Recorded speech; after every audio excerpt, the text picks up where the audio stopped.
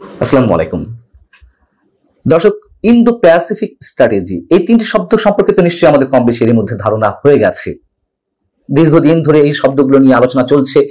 ভারত প্রশান্ত মহাসাগরীয় অঞ্চলে ভূ রাজনীতিতে প্রভাব বিস্তারে যুক্তরাষ্ট্র এবং চীনের যে প্রতিযোগিতা, সেই জায়গা থেকে যুক্তরাষ্ট্রের দীর্ঘদিনের এবং উচ্চাভিলাষী একটি স্ট্র্যাটেজি, যে কিভাবে এই অঞ্চলে চীনের আধিপত্য দূর করে নিজেদের আধিপত্য কায়েম করা যায়, এবং তারই অংশ হিসেবে বঙ্গোপসাগরে মার্কিন ঘাঁটি করার পরিকল্পনার কথা আমরা জানি দীর্ঘদিন ধরে। সেটি বাস্তবায়ন হতে যাচ্ছে কিনা সেই প্রশ্নটি নিয়েই আলোচনা করব। আমাদের একজন মাননীয় প্রেস সচিব আছেন, প্রধান উপদেষ্টা জনাব শফিকুল আলম সাহেব। তিনি চট্টগ্রামে শুক্রবার একটি সংবাদ সম্মেলনে কথা জানিয়েছেন যে চট্টগ্রাম অঞ্চলের সব বন্দরের জন্য বিদেশি বিনিয়োগকারী ও অপারেটর নিয়োগের পরিকল্পনা করেছে সরকার।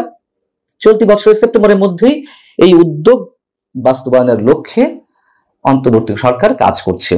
যদিও তাদের এই বিষয়টি আমরা গত কয়েকদিন ধরে শুনছি, প্রধান উপদেষ্টা খুব গুরুত্বের সঙ্গে অনেকের সঙ্গে বৈঠকে বসেছেন, সংশ্লিষ্ট অনেকের সঙ্গে। বঙ্গোপসাগরে এবার চূড়ান্তভাবে মার্কিন কোনো ঘাঁটি হতে যাচ্ছে কিনা সে বিষয়ে কিছু প্রশ্ন তুলব এবং আমরা উত্তর মেলানোর চেষ্টা করব। প্রথম কথা হচ্ছে যে চট্টগ্রামের সব বন্দর বিদেশিদের হাতে তুলে দেওয়া হচ্ছে। এটি অবশ্যই আপত্তিজনক অনেকের দৃষ্টিতে। তবে যারা এর পক্ষে বলছেন তাদের যুক্তি কি? তাদের যুক্তি হচ্ছে বাইরের অপারেটররা অনেক বেশি দক্ষ, তাদের ম্যানেজমেন্ট ভালো থাকলে এর সঙ্গে যারা জড়িত থাকেন তাদের দক্ষতাও বাড়ে, তারা আরো ডেভেলপড হয়, এবং বন্দর ব্যবস্থাপনায় যে দুর্নীতি সেটা অনেকটা দূর হয়ে যাবে। পাশাপাশি যে যুক্তি দেওয়া হচ্ছে, বাইরের অপারেটররা কাজের জন্য যেসব ইকুইপমেন্ট তারা সাথে করে নিয়ে আসবে, তারা তো কাজ শেষে সেগুলো ফেরত নিয়ে যাবে না, এদেশেই রয়ে যাবে, অতএব দেশের লাভ এবং বিদেশি বিনিয়োগ বাড়বে। খুব ভালো কথা। আর বিপক্ষে যারা যুক্তি দিচ্ছেন তাদের যুক্তিটা কি?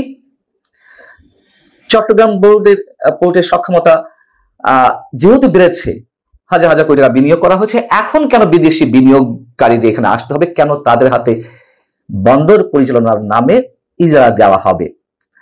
বন্দর অপারেশনের মুনাফা নিশ্চিতভাবে অধিক মাত্রায় বিদেশিদের হাতে চলে যাবে, এবং যারা বলছেন যে তারা যে ইকুইপমেন্ট গুলো নিয়ে আসবে তাদের চুক্তি শেষে তো এখানেই রেখে যাবে, সেটা আমাদের লাভ। কিন্তু 20-25 বছর পরে এইসব ইকুইপমেন্টের সক্ষমতা কতটা থাকবে? এবং ট্যারিফ রেট নিশ্চয়ই বিদেশিরাই নির্ধারণ করবে, সেখানে সরকারের কিছু বলার থাকবে না, দেন দেওয়া হয়তো চলবে। কিন্তু প্রথমেই তো আমরা সিদ্ধান্ত নিতে যাচ্ছি যে বিদেশের হাতে তুলে দেওয়া হবে, অতএব তারা যা বলবে সেক্ষেত্রেই আমাদের নমনীয় থাকতে হবে অনেকাংশে।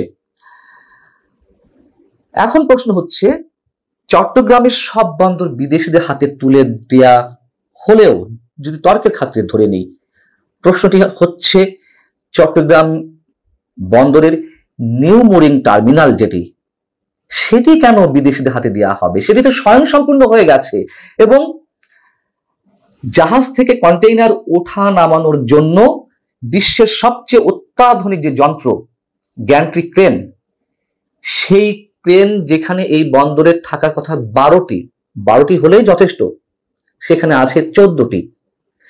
জাহাজ থেকে নামানোর পর কন্টেইনার স্থানান্তরের যত যন্ত্র দরকার তার সবই আছে, এবং টার্মিনালটিতে জাহাজ থেকে বার্ষিক 10 লাখ একক কন্টেইনার ওঠা নামানোর স্বাভাবিক সক্ষমতা থাকলেও গত বছর সেটি সম্ভব হয়েছে 12,81,000 কন্টেইনার ওঠানো নামানোর, এবং 17 বছর ধরে দেশীয় প্রতিষ্ঠানই কাজ করছে।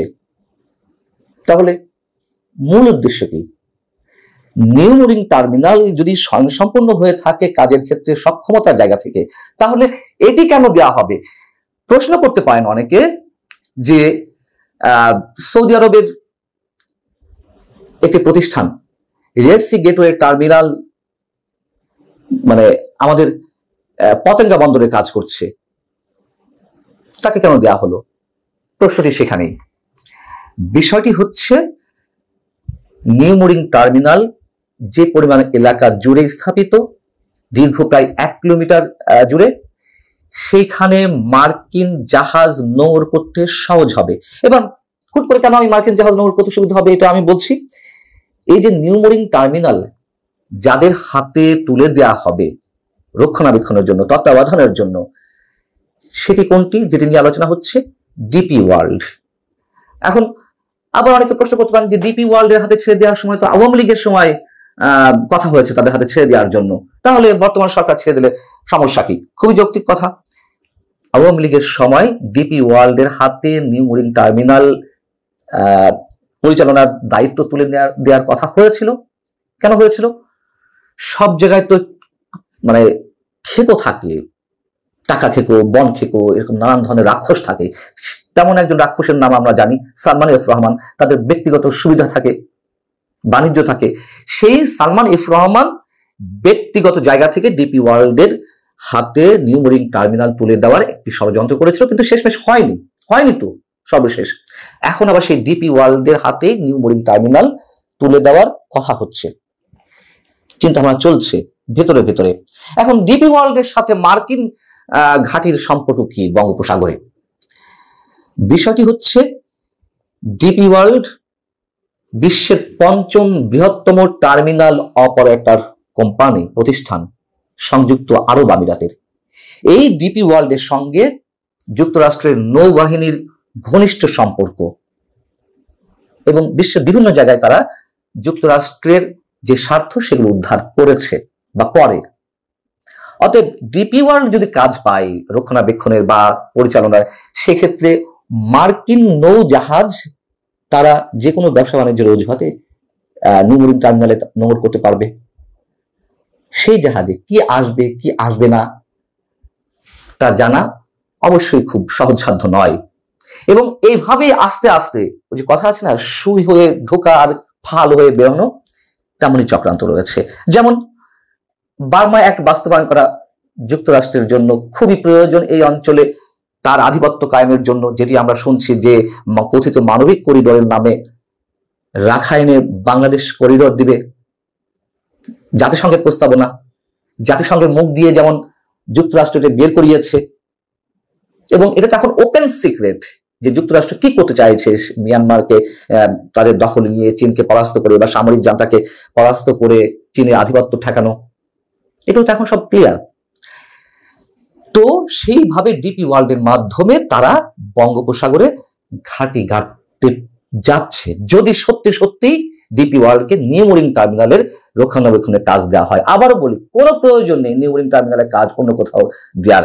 অন্য সব বন্দরে বিদেশিদের তত্ত্বাবধানে কাজ চলুক বা না চলুক, সেটি নিয়ে আলোচনা হতেই পারে, বিতর্ক হতেই পারে, কিন্তু বঙ্গোপসাগরে ঘাঁটি করার জন্য এই টার্মিনালটা তাদের খুব প্রয়োজন, তাদের দীর্ঘদিনের টার্গেট।